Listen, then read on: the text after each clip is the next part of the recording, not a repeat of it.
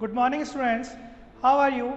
I hope you all are fine. Myself, Amrish Sharma from Shiv Jyoti Educational Group, Kota. Today, we will discuss about working with function, chapter number 3 of class 12th.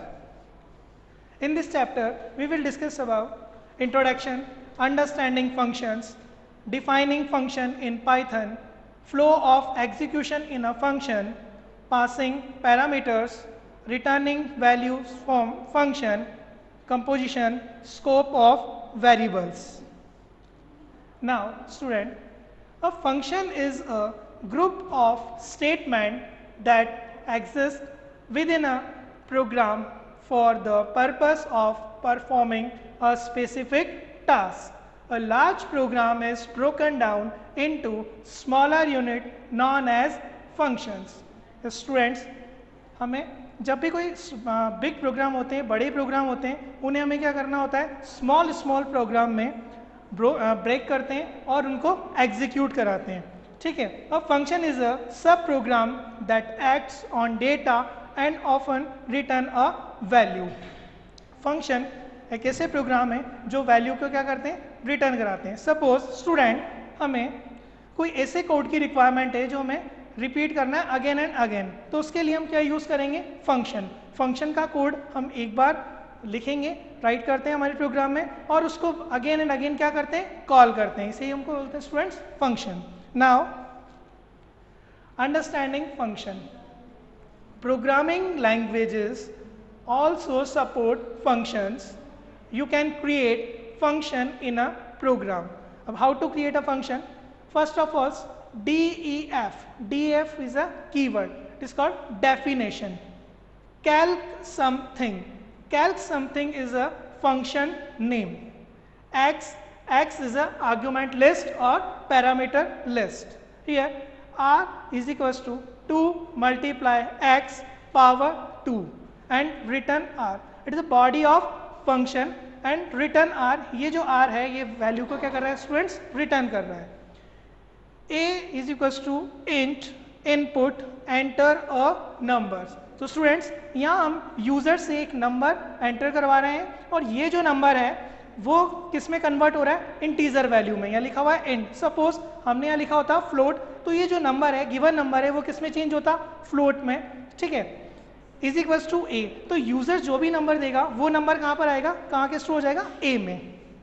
Print Calc something ए. तो जो number है Calc something क्या है, function name है. ए जो है user ने number दिया है, ये नंबर कहाँ जाएगा, इसको बोलते हैं कॉलिंग अ फंक्शन. यहाँ से इस फंक्शन की कॉलिंग हो रही है और जो नंबर है वो नंबर किस में चला गया, एक्स में. और यहाँ पर जाके नंबर क्या होगा, कैलकुलेट होगा और जो रिटर्न होगा आर, तो रिजल्ट कहाँ आएगा, वापस ए में. Okay student. Now calling a function. Next step is calling a function. To use a function that has been defined earlier, you need to write a function call statement in Python. तो first of all आप क्या लिखेंगे, function name, जो भी आपका function का name है वो आपको लिखना है. Then value to be passed, जो वैल्यू आपको पास करनी है वो यहाँ पर लिखनी है. फॉर एग्जाम्पल कैल्क समथिंग 5, तो value 5 is being send as argument. तो यहाँ पर स्टूडेंट जो 5 है ये क्या हो रहा है, एज अ आर्ग्यूमेंट पास हो रहा है. ठीक है. तो इसी को हम क्या बोलेंगे, calling a function. a is equal to 7 means जो a है उसको हमने क्या वैल्यू प्रोवाइड करी है, 7. और कैल्क समथिंग a, ये क्या हो रहा है, कॉलिंग अ फंक्शन. यहाँ पर हम क्या कर रहे हैं, उस फंक्शन की कॉलिंग कर रहे हैं. तो हो क्या रहा है कि जो वैल्यू है 7 वो किसको प्रोवाइड करी, a को. मीन्स यहाँ पर क्या आ गया, 7. ठीक है. यहाँ पे लिखा हुआ है a इज अ वेरिएबल और जो वैल्यू है 7 की, सॉरी a की वैल्यू कितनी है, 7. और मीन्स यहाँ पर भी क्या आ गई, 7. तो हो क्या रहा है, कैल्क समथिंग 7 मीन्स यहाँ कॉलिंग हो रही है, फंक्शन को कॉल कर रहे हैं और ये 7 जो 7 है वो कहाँ चला जाएगा, जहाँ फंक्शन को कॉल किया हुआ है वहाँ चला जाएगा. उसकी वैल्यू कहाँ चला जाएगी, एज अ आर्ग्यूमेंट वहाँ पर जाके सेव हो जाएगी. Next Python function types. तो जो पाइथन है उसमें डिफरेंट टाइप के फंक्शन है. Let's see. Function can be categorised into the following 3 types. First, built in function. These are predefined functions and are always available for use. For example, len, type, int. Student Python में पहले से ही कुछ function है जो हमने pre define कर रखे हैं, जो पाइथन ने प्री डिफाइन कर रखे हैं, जैसे लेंथ. तो लेंथ फंक्शन के थ्रू आप क्या कर सकते हैं, किसी भी स्ट्रिंग की लेंथ फाइंड आउट कर सकते हैं. ठीक है, इंट उससे इंटीजर वैल्यू को फाइंड आउट कर सकते हैं. तो बिल्ट इन फंक्शन जो पहले से ही क्या है, प्री डिफाइन है पाइथन में. Second is modules. These functions are predefined in particular modules and can only be used when the corresponding module is import. For example, if you use sine function, you need to first import the module math in your program. Student, suppose जैसे maths के काफ़ी सारे functions होते हैं, sign, cos, tan, inverse.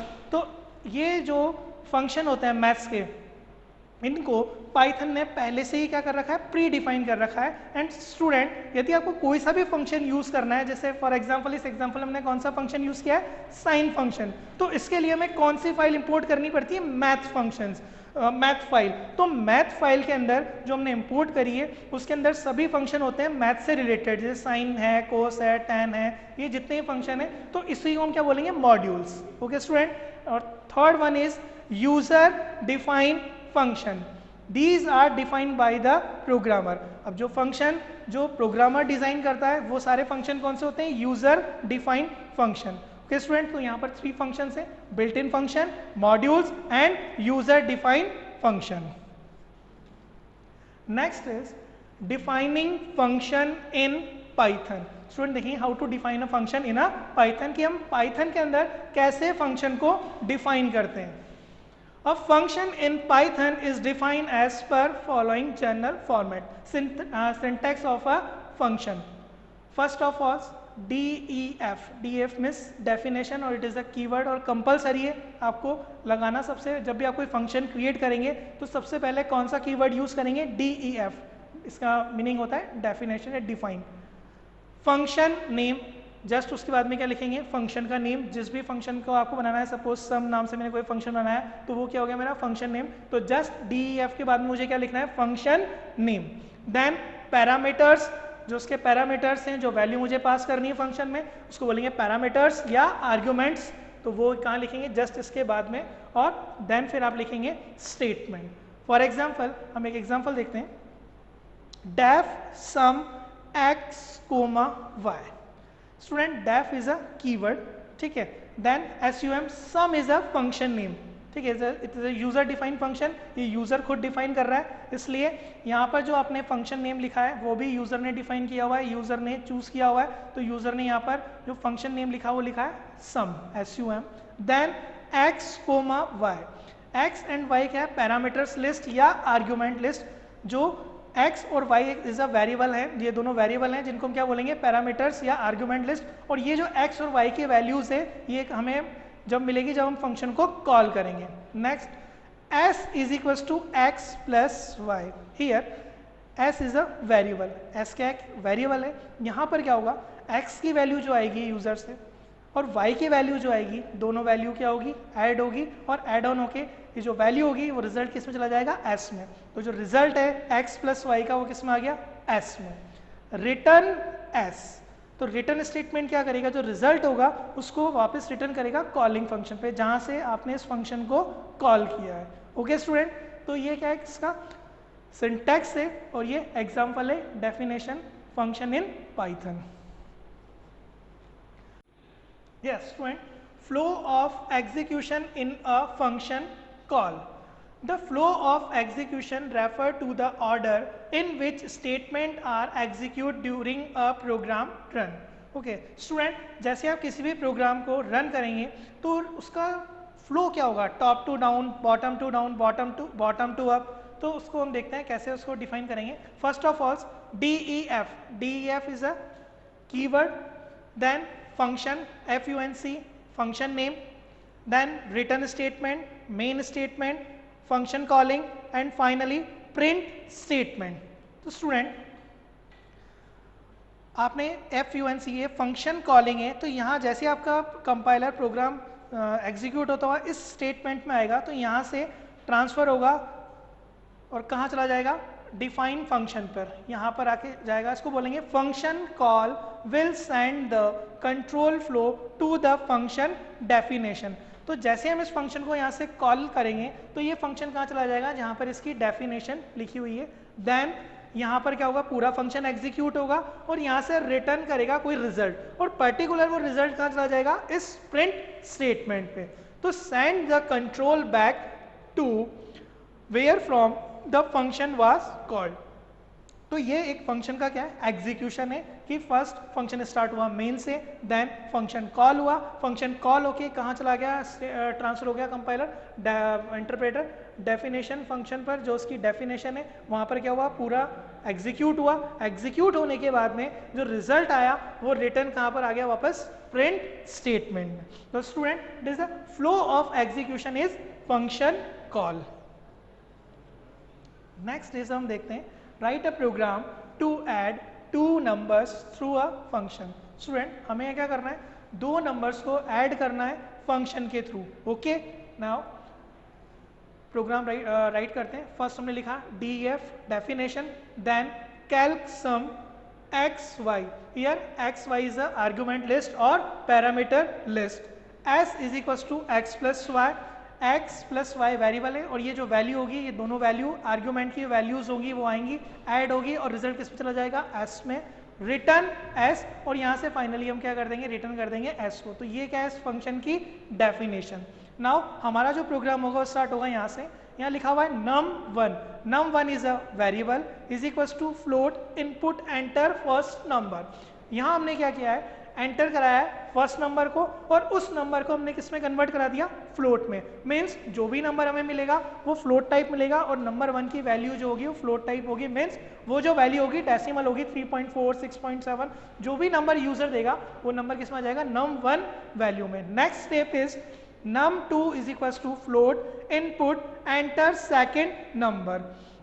Here, अब student यहाँ पर user क्या करेगा, सेकंड नंबर एंटर करेगा, वो सेकंड नंबर भी इनपुट स्टेटमेंट लिखा हुआ है, मीन्स इनपुट होगा और किस में कन्वर्ट हो जाएगा, फ्लोट में कन्वर्ट हो जाएगा, मीन्स डेसिमल वैल्यू में कन्वर्ट हो जाएगा और वो वैल्यू किस में चली जाएगी, num2 में।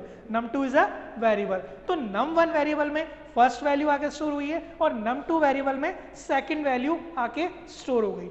Next step is sum is equals to calc sum num1 num2, it is called calling a function. यहाँ पर क्या कर रहे हैं, हम हमारे फंक्शन की कॉलिंग कर रहे हैं। तो num1 की जो वैल्यू थी वो किस में चली गई, num1 में, एंड num2 की जो वैल्यू थी वो किस में आ गई स्टूडेंट, num2 में। अब ये कॉलिंग है तो जैसे ही यहाँ पर आएगा, यहाँ से जो आपका फ्लो होगा वो ट्रांसफर होगा कहाँ पर, डेफिनेशन पर। यहाँ पर x और y की जो वैल्यू होगी, num1 की वैल्यू किस में कॉपी हो जाएगी, x में, और num2 की जो वैल्यू है वो किस में कॉपी होगी, y में। ओके, और ये दोनों यहाँ पे क्या होगा, ऐड होगा, x plus Y is equals to s और रिटर्न हो जाएगा s। सपोज यूजर ने num1 की वैल्यू दिया था 1.1 and same as it is num2 की वैल्यू भी क्या दे रहा है, वो 1.1।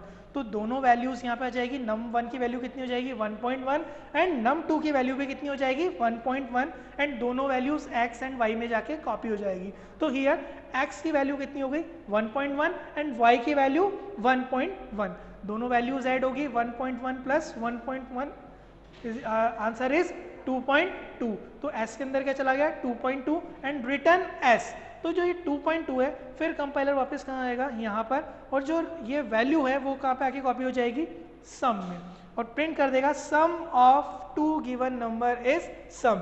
तो सम के अंदर जो value, sum is a variable, और वेरिएबल के अंदर जो वैल्यू है यानी कि 2.2 यहाँ पर प्रिंट हो जाएगी। तो हमें रिजल्ट मिलेगा आउटपुट स्क्रीन पे, sum of two given number is 2.2।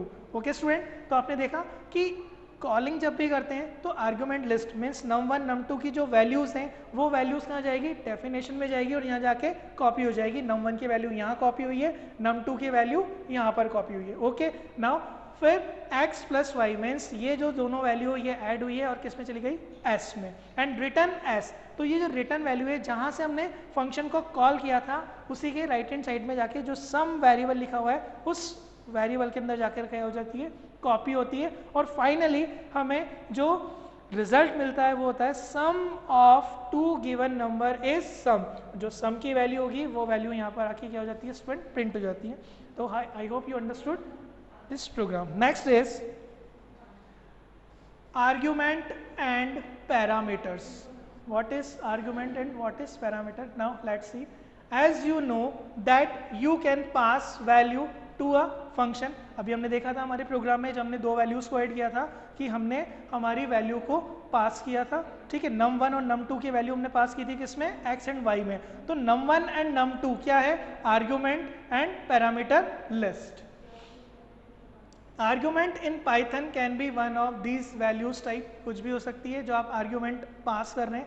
Literals हो सकता है, वेरिएबल्स हो सकते हैं, एक्सप्रेशंस हो सकता है। फॉर एग्जांपल आपने लिखा मल्टीप्लाई 3,4, तो बोथ लिटरल आर्ग्यूमेंट 3 एंड 4 क्या है, लिटरल्स है। तो अभी आप फंक्शन को क्या पास कर रहे हैं, as a argument literal pass out कर रहे हैं। आपने लिखा p is equal to 9 multiply p, 5, तो 1 लिटरल एंड 1 वेरिएबल आर्ग्यूमेंट। तो एक तो क्या हो गया इसमें 5 इज अ लिटरल, तो 5 तो क्या हम पास कर रहे हैं, लिटरल पास कर रहे हैं, and p is a variable. तो एक वेरिएबल वैल्यू पास हो रही है, एक लिटरल वैल्यू पास हो रही है फंक्शन को। Next is multiply p plus 1, तो p तो क्या हो गया 1 वेरिएबल, तो हम एक तो 1 वेरिएबल पास कर रहे हैं एंड 1 एक्सप्रेशन आर्ग्यूमेंट। वो एक एक्सप्रेशन बनी है, p प्लस 1 एक एक्सप्रेशन बन गई। तो एक तो हमने वेरिएबल पास किया है और एक हमने क्या पास की है, एक्सप्रेशन पास किया है। ओके, तो इस तरह से हम आर्ग्यूमेंट एंड पैरामीटर लिस्ट में लिटरल्स, वेरिएबल्स एंड एक्सप्रेशन को पास कर सकते हैं। Next is default argument. The default value are specified in the function header of function definition. Let's see.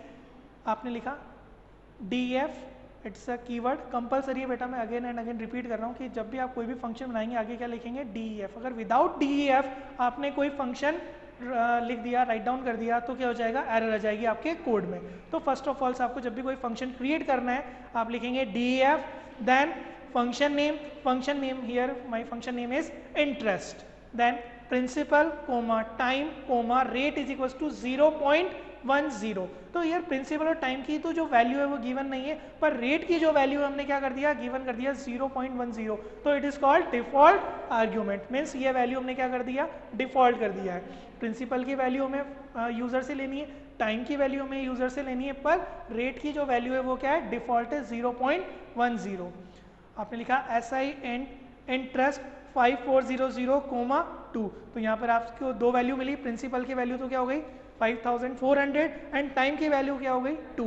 But जो थर्ड आर्ग्यूमेंट है, थर्ड आर्ग्यूमेंट की जो value है वो क्या है, मिसिंग है। मिसिंग नहीं है, वो वैल्यू क्या है यहाँ पे, डिफॉल्ट है, वो हमने वैल्यू पहले से ही सेट की हुई है और वो वैल्यू है 0.10। तो फर्स्ट वैल्यू जो प्रिंसिपल में जाएगी वो जाएगी 5400, टाइम की जो वैल्यू है वो जाएगी 2, पर थर्ड जो आर्ग्यूमेंट है वो मिसिंग है, यानी कि इसकी जो वैल्यू है वो डिफॉल्ट है, तो इसी को हम क्या बोलते हैं बेटा, default argument. A parameter having default value is the function header is known as a default parameter. Returning values from function.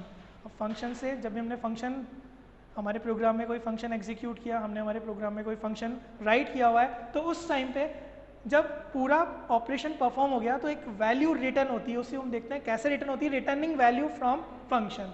Function in Python may और may not return a value. Function जो होता है वो value return भी कर सकता है और रिटर्न नहीं भी कर सकता है, ये यूज़र के ऊपर डिपेंड करता है कि उसको वैल्यू रिटर्न करवानी है या वैल्यू रिटर्न नहीं करवानी है। You already know about it. There can be broadly two type of function in Python. First, function returning some value and function not returning any value. First देखते हैं function returning some value, इसको बोलते हैं हम non void function। जो function value return करता है वो function होता है non void function। The function that return some computed result in term of a value, return और वैल्यू। तो आप कैसे लिखोगे, फर्स्ट ऑफ ऑल कीवर्ड लिखोगे रिटर्न, देन उसके बाद जो वैल्यू आपको रिटर्न करानी है वो वैल्यू उसके जस्ट आगे आप लिखेंगे। तो इस तरह से आप फंक्शन के थ्रू किसी भी वैल्यू को रिटर्न करा सकते हैं। रिटर्न 5, तो यहाँ पर क्या हो गया, आपने एक वैल्यू है, लिटरल वैल्यू है, वो रिटर्न कराई है। नेक्स्ट रिटर्न 6 + 4, एक्सप्रेशन है, वो एक्सप्रेशन आपने लिटरल्स के फॉर्म में रिटर्न कराया है। 6 + 4 ऐड हुआ 10 और रिटर्न क्या हो जाएगा 10। रिटर्न ए, वेरिएबल बीइंग रिटर्न्स, यहाँ पर आपने क्या कराया, कोई लिटरल रिटर्न नहीं कराया है, यहाँ पर आपने एक वेरिएबल रिटर्न कराया है।